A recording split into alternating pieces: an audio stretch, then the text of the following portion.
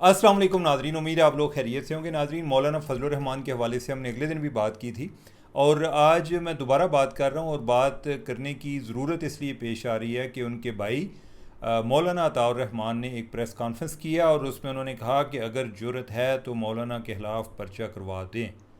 अच्छा, ऐसे लगता है कि जैसे मौलाना ये चाहते हैं या उन्होंने ये कारनामा सर अंजाम इसलिए दिया है कि उनके खिलाफ़ पर्चा कराया जाए। अब पहली बात तो ये है कि मौलाना में जुर्रत नहीं है कि अपने किए पर कोई पछतावे का इजहार करें। ये कहें कि मैंने फ़ौज के सियासी किरदार पर बात की या फ़लाँ चीज़ पर बात की, उस पर मुझे कोई ज़रूरत नहीं है पीछे हटने की। लेकिन एक बात जो मैंने शुहदा के हवाले से की है, उस पर मुझे कोई मलामत है या उस पर मुझे कोई अफसोस है। मौलाना को उस पर कोई अफसोस नहीं है। इसका मतलब है कि मौलाना की जो जंग है वो अब जर्नैलों की बजाय सिपाहियों तक आ गई है और ये बड़ी डेंजरस बात है। और हम इन चीज़ों को इसलिए फॉर ग्रांटेड लेते हैं कि अल्हम्दुलिल्लाह पाकिस्तान के बहुत सारे मसाइल हैं, लेकिन अल्हम्दुलिल्लाह पाकिस्तान का दिफा मजबूत है और उसका अंदाज़ा हमें पिछले 2025 में भी हुआ। हम बड़ी देर से इनको लान तान करते थे कि इतने ही ऐसा नहीं बहादरी बहादरी ने बाहर जाके कुछ नहीं कर सकते, लेकिन उन्होंने कुछ किया तो वो इस हवाले से एक क्रेडिट के मुस्तहिक भी हैं। अब मौलाना ने जो भी अपनी सियासत करनी है वो जर्नैलों के साथ करें।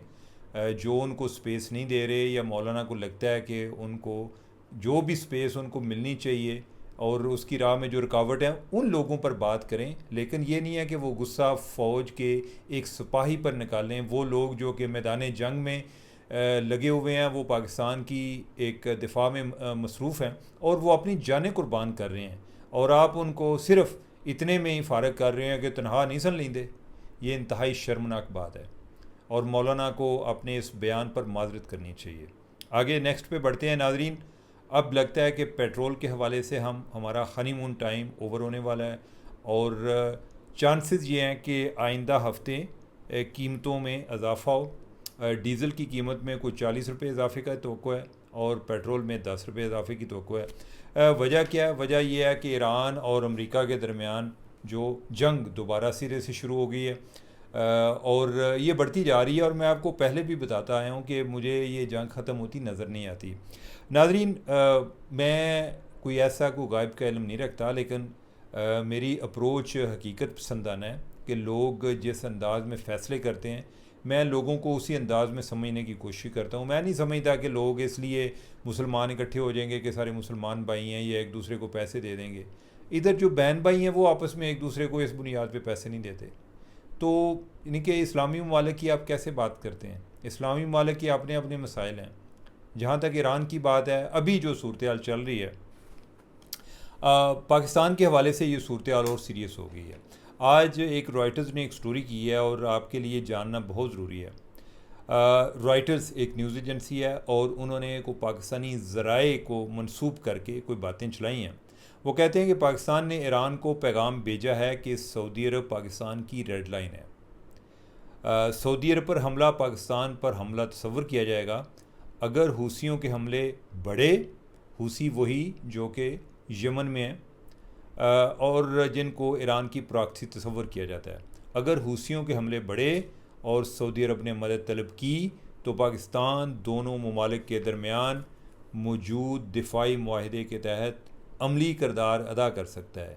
हूसियों के बायस अगर जंग पूरे खित्ते में फैली तो आप बताएंगे इसका ज़िम्मेदार कौन होगा? नाज़रीन, ये मामला, पहली बात तो हमें ये समझने की ज़रूरत है कि ये दोबारा ख़राब क्यों हो रहे हैं। MOU हुआ, हमने उस पर बड़ा सेलिब्रेट किया कि जनाब ओन सुलह हो ही गई होगी, सारे जनाब ईरान अमेरिका बाई बाई हो गए, लेकिन चीज़ें जो हैं वो फिर ख़राब हो गई।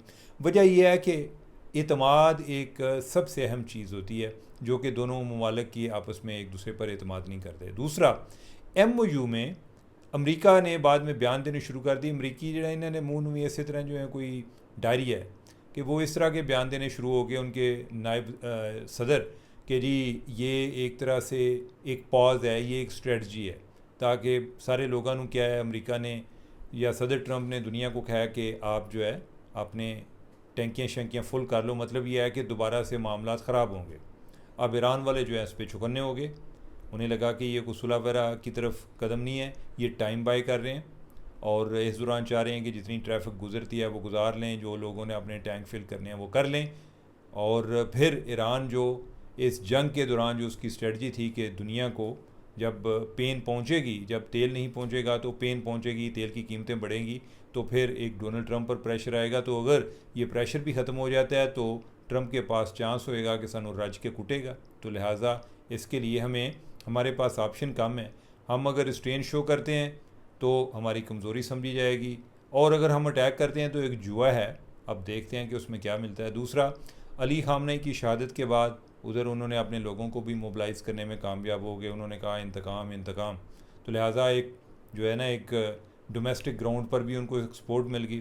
तो ईरान एक जुए में चला गया, उसमें उसने अपनी जो प्रॉक्सीज़ हैं उनको भी एक्टिव कर दिया। अब उसको पता है कि ये आबनाए हुर्मुज़ ही मसला नहीं है, ये रेड सी और बाबुल मंदब जो है वो भी मसला है, इनको भी बंद करना है।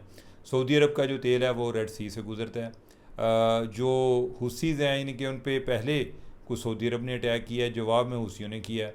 अब तासुर ये मिल रहा है या अंदाज़े खदशे ये हैं कि ये आगे हुसीज़ जो हैं ये उधर रेड सी की तरफ बढ़ेंगे। साड़ी जानू ये तो बनी है कि जो तेल उधर से आता है वो नहीं आएगा तो और ज़्यादा महंगा होगा। तो उस सारे अमल में हमारी अपनी ज़रूरतें भी हैं, बल्कि ज़रूरतें ही हैं, वो चाहे ईरान के साथ हों चाहे वो सऊदी अरब के साथ हों। हमारी जो ज़्यादा ज़रूरतें हैं वो सऊदी अरब के साथ वाबस्ता हैं। अगर हम फॉर ग्रांटेड ना लें तो मुख्तलिफ ममालिक पे सऊदी अरब ने हमारी बड़ी मदद की है। ईरान तो बेचारा ख़ुद इस पोजीशन ही नहीं कि किसी की मदद करे, हालांकि उसका एक ख्वाब है, पुराना ख्वाब है, देरीना ख्वाब है कि वो इलाके का चौधरी बने।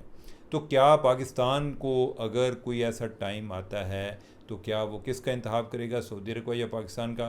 तो विदाउट एनी थिंकिंग जवाब यह है कि वो सऊदी अरब का इंतखाब करेगा। लेकिन पाकिस्तान ये कोशिश करेगा कि ऐसा मौका ना आए कि जिधर उसको इस जंग में एक पार्टी बनना पड़े, और ये मामला जो है पहले ही इनको किसी और तरीके से इसको बेहतर बनाया जाए, अवॉइड किया जाए। अब यही देखें ना कि ईरान का मसला कि कतर वाले इस सारे अमल में सालिस भी हैं, उन्होंने भी उन्होंने मिसाइल सट मारे ने, ठीक है। तो ईरान वाले जो हैं इनके वो हमारे भी, अगर आपको ये बताऊं कि अगर हमारा कोई डिफेंस ज़्यादा स्ट्रांग ना होता तो ईरान का कोई ऐसी कोई बड़ी बात नहीं थी, साढ़े हाल भी कुछ 4 सट देंगे कि यार इस पास से नहीं गए, नहीं इधर भी मारो ज़रा। और इन्होंने पहले ट्राई भी की, आपको याद होगा 2025 में की थी, और हमने इनको 24 घंटे के अंदर जवाब दिया था। इन्हें तो एम ही सी जिमें कोई जी को गोले जड़े ने हवाए सट्टे ने, कोई कितने जा गिरा कोई कितने जा गिरा, हमारे बाकायदा निशानों पर जाकर लगे थे और इनको एक सबक मिला था, पैगाम मिला था। और ये याद रखें, ये ज़िंदगी का सबसे बड़ा सबक है। अगर आपने अपनी टर्म्स पर, अपनी शराइत पर ज़िंदगी गुजारनी है तो आपको मजबूत होना चाहिए, आपको इंडिपेंडेंट होना चाहिए, आपका दिफा जो है वो किसी के ताबे नहीं होना चाहिए।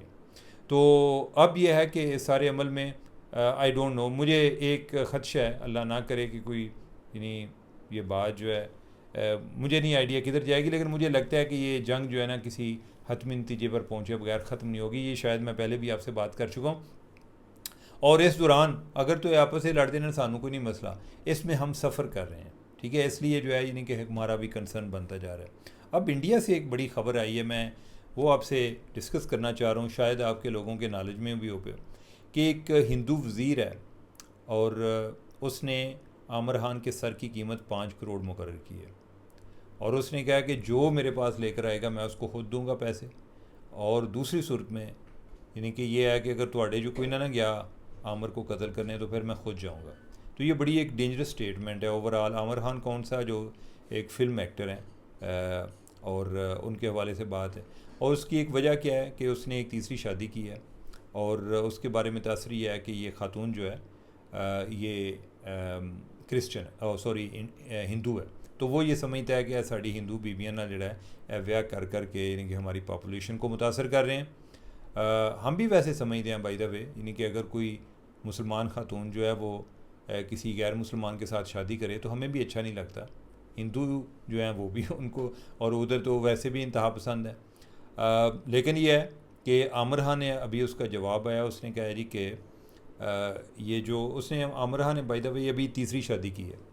उसने कहा जी कि मेरी ये जो ख़ातून है, जो बेगम है ये वाली, यानी कि जिसके बारे में वो हिंदू वज़ीर जो है वो ज़्यादा उसके जज्बात मजरू हुए हैं कि एक और हिंदू ख़ातून के साथ इसने शादी की है।